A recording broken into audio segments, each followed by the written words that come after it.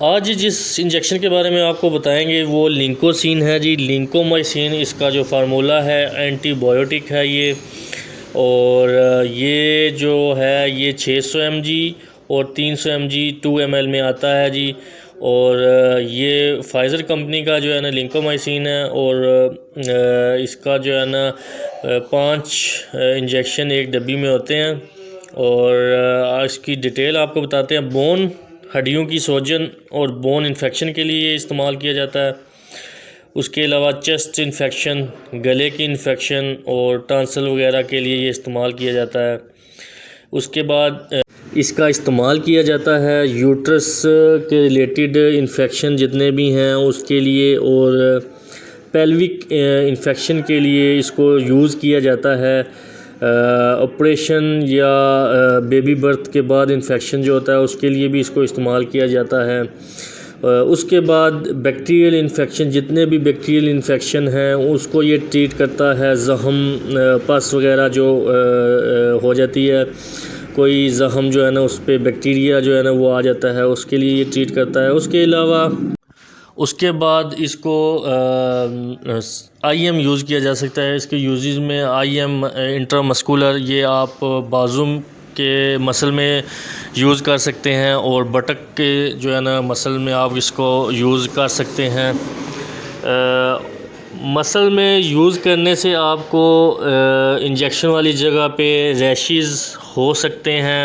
अगर आपको ऐसा मसला बने तो आप इसको IV यूज़ इसको करें। आप इसको इंट्रामस्कुलर जो है ना इसका इस्तेमाल मत करें।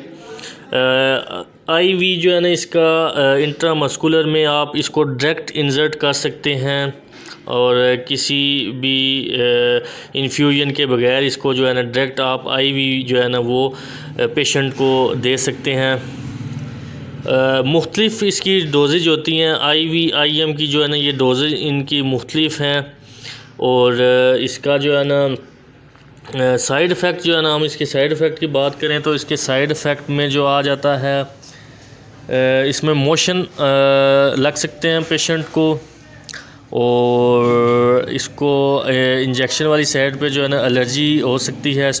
इसके साइड इफ़ेक्ट में आप इसका एलर्जी रिएक्शन हो सकता है। उसके अलावा स्टोमक प्रॉब्लम हो सकती है, भूख का ज़्यादा लगना या भूख का कम लगना, ये स्टोमक अपसेट की वजह से ये हो सकता है।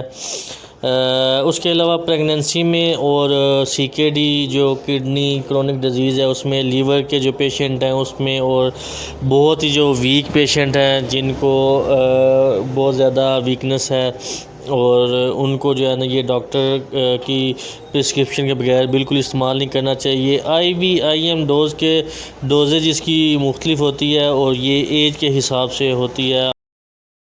इसकी डोजेज फॉर्म समझ लीजिए, इसकी डोजेज एज और वेट के लिहाज से जो इसकी डोजेज फॉर्म दी जा सकती है। 600 mg जो है ना वो एक दिन में एक जो है ना वो इंजेक्शन लगाया जा सकता है। उसके अलावा उससे थोड़ी सी अगर सीवियर कंडीशन है तो आप एक दिन में ये 2 इंजेक्शन लगा सकते हैं, और उससे सीवियर कंडीशन में ये एक दिन में 3 इंजेक्शन भी लग सकते हैं।